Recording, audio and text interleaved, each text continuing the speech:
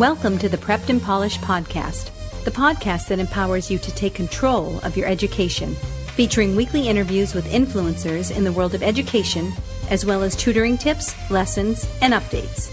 And now, here's your host, Alexis Avila.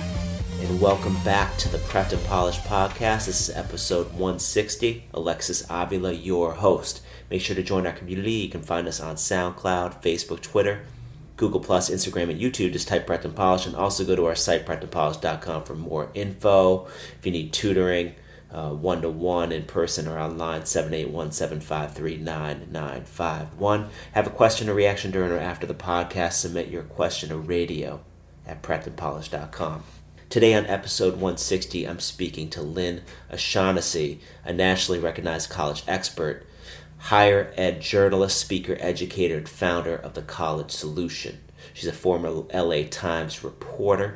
Lynn has written and been interviewed about college issues for such national outlets as the New York Times, Wall Street Journal, to name a few. On today's episode, Lynn helps us understand ways to better afford college, but not just that, also how to get smarter about the college planning process. Let's get to today's guest, Lynn O'Shaughnessy of The College Solution. Hi, Lynn. Thanks for coming on the Prepped and Polished podcast. How are you doing today? I'm doing great. How are you? Doing pretty well. Can you Good. talk a little bit about your background and how you eventually became an authority on the college search process? Sure. Way back when I was an LA Times reporter, and I ultimately focused on personal finance, became once I moved out of LA, became a freelance financial journalist. I wrote for many major publications, including the Wall Street Journal, Bloomberg, Money Magazine, and all, and I wrote a lot of financial books. And when my oldest child was in high school, I realized one thing I never focused on at all was, once you're done saving for college, how do you stretch that money as far as possible? And when I was looking around for, ideas, I wasn't finding anything. Most of the, everything was focused on, you should save, start when your kid is young, which is what we had done. But my daughter had been interested in going to a University of California school where we live in San Diego, and we thought, great. She wanted to go to Berkeley. Hey, who doesn't? And I realized she wasn't going to get in because she's not in the top 10% of her class. So that's when I started looking at, maybe there's some other kind of schools we can look at, like private schools. I had read the book Colleges That Changed Lives, which I loved, but I had no idea if we qualified for financial aid or she was, could get merit scholarships. So that's why I ended up jumping into this issue, and I found it so fascinating and felt like there's such a void of really good information that I just ended up ditching all of my personal finance journalism and jumping into college. That's amazing. If we go to your website, The College Solution, what will we find there? Wow. Well, I started my blog, The College Solution, in 2008. Wow. So you will find tons of articles about college on all different topics. For instance, my most recent is, should you pay more than $66,000 for Northeastern University? Okay, no, that's the bottom line. But, or what is a research university? That's another one of my favorites that most people don't know what the heck the difference is between a college and a university. That's really important to know when you're looking at schools. So you'll find lots of different articles. And plus, then you'll also, if you go on my website, you can sign up for my newsletter, and every now and then I send out something. And then I also have my class, the College Cost Lab, which I've had lots of parents, high school counselors, and college consultants take to learn, dive in and learn a lot more about how to make college more affordable. Awesome. And you published an Amazon best-selling book, The College Solution. Oh, yeah. College Solution. Yeah, I love that book. I mean, it's a great primer. It is a little old now because it was published in 2012. Okay. But it's got lots of still great information. Going on my blog, I think you can learn, a lot in addition to that book, for sure. Okay, great. Have college prices risen over the past 10 years at a dramatic rate, at a modest rate? Well, Oh yeah, go ahead. I'm sorry. And where do you see it kind of like, like when my 1-year-old, goes to college in 20 years, is it going to be continue to go up dramatically? Well, yeah, college has always, in recent decades, at least the last 30 years, has gone up past the rate of inflation. That's just reality. Wow. And I think it's going to continue to do that. And I believe one reason why it can do that is because a bachelor's degree is a monopoly, right? You have to go to a college or university to get it. You can't go anywhere else. So they've kind of got you. I do think probably by the time your 1-year-old would be ready, there'll be different ways to show that you have the ability to function in the world, be successful in a job. I mean, there's these now places coming out offering like badges or certificates. You've got coding camps. You've got different things. I think probably way in the future, but for those listening right now who've got kids who are teenagers, this is just the system we have right now. I mean, right. but that said, most schools do discount. I mean, it's with private schools, 88% of students at private colleges and universities do not pay full price, and they get money from the school itself.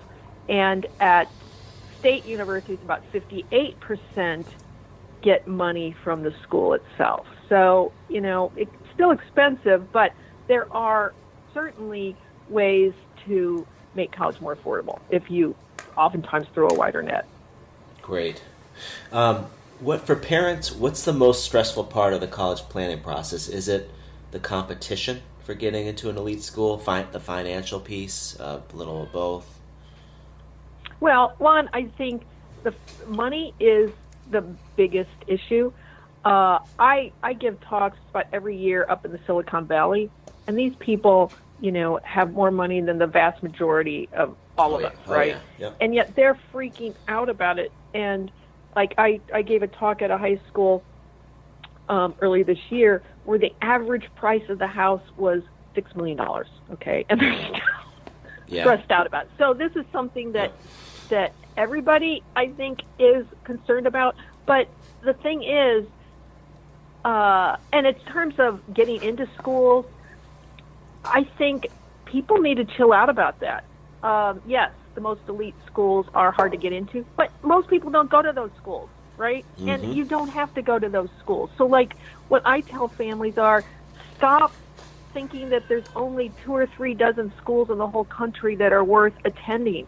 These parents who are stressing about that, hardly any of them went to these schools that they want their kids to go to, right? And they did just fine. I mean, if you want to get a reality check, look at the people in your LinkedIn groups, right, that you're connected to. Hardly anybody went to schools like Harvard or Stanford. You don't have to do that. And when you just get off of that thing, then you will find that, most students in this country get into their first choice school. UCLA does a survey of college freshmen every year, and it's well into the, about 70-something% get into their number one choice school. So stop thinking that, this is, going to be mission impossible. Because one, it also puts stress on your kid. And that's why I think there's much more mental health issues today with children in college and in high school, because they feel this great pressure to succeed in this cramped definition of success. Completely agree with that. What do you find families typically do wrong when it comes to financing college? Well, one, they have no clue what the school's going to cost. And in fact, I was just talking to an email from a woman who was, interested in taking my class, and she said, "Oh, I'm going off to, we're going to go visit schools in spring break." And I said, "Well, be sure. I hope you, ran the net price calculator on all the schools that you're going to be visiting." And she said, "What's that?" I mean, so one thing that you should definitely do, and don't waste your time, is run a net price calculator. Every school in the federal financial aid system has to have a calculator on their website what it's going to do is tell you what your family will pay for that school minus grants, free money, and any merit scholarships, okay, from the school itself. And to use the calculator, you have to, supply like your adjusted gross income, your non-retirement assets, things like that. And then the school will calculate, all right, will this child qualify for any money from a federal government, from the state government, and then from the school itself.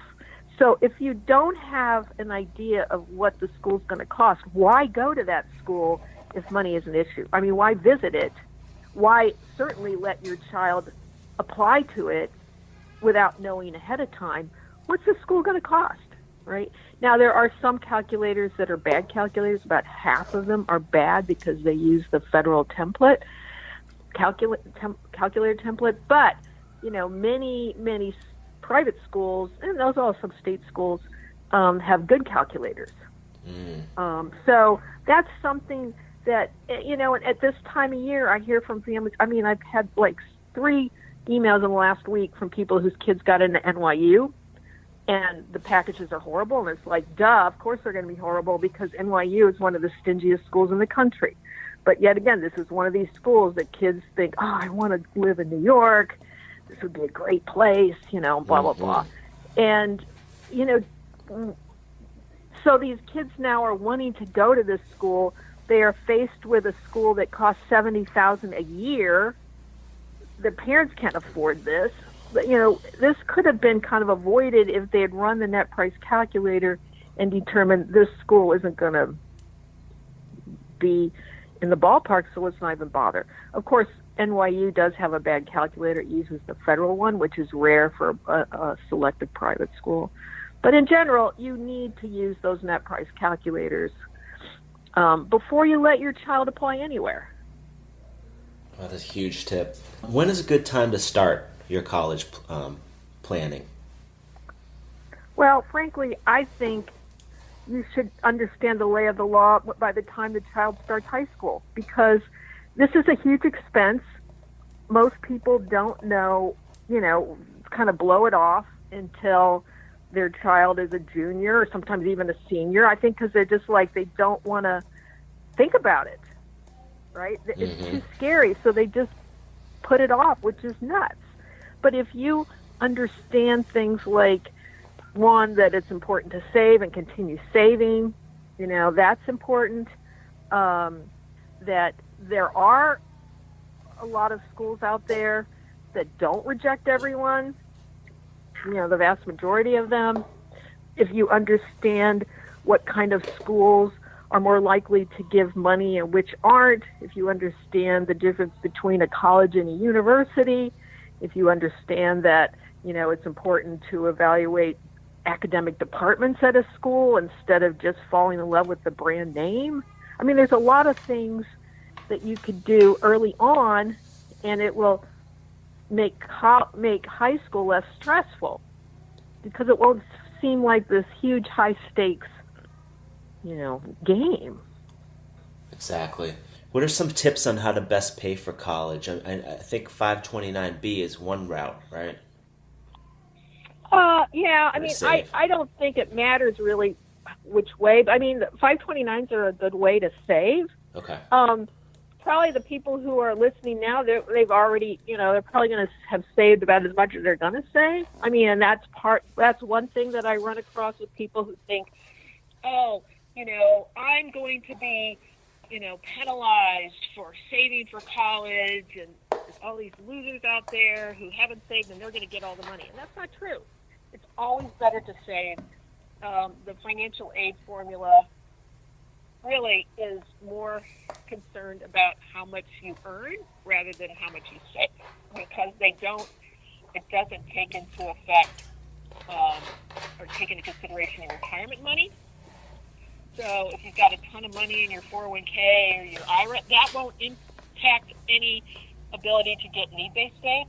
What they do care about is your non-retirement money.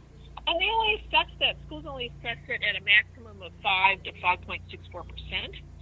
So let's say you save $10,000 for college, maximum it could reduce your chances for financial aid eligibility is only $564. Okay. So saving is usually not an issue for families, because also private and public universities that use the FAFSA or the profile, CFS profile. The profile and the FAFSA automatically have the formula shelter some of your non-retirement money. So even if you had saved $10,000, you really wouldn't have saved $10,000. It wouldn't impact financial aid at all because of this automatic shelter. Oh, wow. So people just are, and that's part of this. Is there's so much misinformation and ignorance out there because there's just not any knowledge. The financial industry has totally blown this area off. They don't know anything. High school counselors aren't trained at all. Most public high school counselors have to get a master's degree in counseling, and these master's degree programs across the country at schools of education don't include college planning. So there's just so much ignorance about all this, and that's why people make stupid mistakes. And I can vouch for. That's why I decided to do this. That's why I have my blog. That's why I wrote the book, and that's why I have my online class. The College Cost Lab, to help people save money. Absolutely. Don't make bad decisions. Absolutely. And I can completely vouch for that because in my guidance counseling training, I wasn't given a financial aid course at all. Right. Let alone they didn't really train you on how to, do college planning either. But that's another story. It's a national It's a national scandal. Right. But so what's some of the most lucrative source of college money out there? This is something that I talk about in my blog and in my online class. And, it depends on what your expected family contribution is. Are you wealthy? You have a high expected family contribution, and then you need to be looking for schools that give merit aid. Mm-hmm. If you have, your lower income, middle income, you should be looking for schools that give good need-based aid, which are also that are going to be, that are cheaper even if they don't have good need-based aid, like your state university. Mm-hmm. So now for higher income families who are looking for merit aid, the place not to look are the most elite schools, because they're not going to give merit scholarships because these schools aren't dummies. They know that rich families will, sacrifice and pay full price to get into a school like, Yale, Princeton, Stanford, MIT, places like that, or Duke, or Rice. Right. So there's either no merit scholarships or very, very little if you look at the schools at the top of U.S. News ranking. It's just reality. Now, those same kind of schools, the most elite schools, give excellent, typically very good, need-based financial aid. The problem is, of course, that most, these elite schools primarily educate rich students. Mm-hmm. But as far as schools that give the most merit scholarships, those tend to be the ones that give money to almost everyone, are colleges and master's level universities, because they have to try harder, as opposed to research universities that have the brand names, whether it's deserved or not, they're thought to be, their academics are better. So those are the ones that are going to have the least number of merit scholarships. Least number, right. Colleges are going to have, some schools, almost everybody will get it. Like, I think at my son's college, he went to Beloit College in Wisconsin, a lovely, wonderful school. I think, 98% maybe 99% of students do not pay full price. That's pretty typical at a liberal arts college because people won't have known what the heck a Beloit college is. Even though it's a fantastic school, you have to, discount the price to get kids to come. Whereas if you, went to, an hour and a half away at Northwestern, you'd have to, you pay full price unless you had financial means. So, and master's levels at universities are the same thing. Like the University of Dallas, 100% of the kids get a price discount because kids aren't, growing up dreaming about going to University of Dallas. That doesn't reflect right. anything about whether that school is going to be an excellent school for someone. It's just the reality that people go, that's not going to impress my friends if my kid goes to University of Dallas. Right. Makes so much sense. And some people ask me when I give talks, like, well, how do you know what a master's level university is? Because people, they don't understand these different types of institutions. And you can find that by if you go to U.S. News and World Report, which, by the way, I hate their rankings, but it is a good resource to get ideas, of liberal arts category and master's level category. And U.S. News categorizes master's level universities as regional universities. So just go online. You don't have to buy the damn book. Just go online, look at the master's level category, and you can see these schools. That's awesome. The College Cost Lab, can you share a little info on the course you offer? Oh, yeah, sure. I just finished one, but I'll be starting one up in the hopefully late spring, early summer, and it's an online class.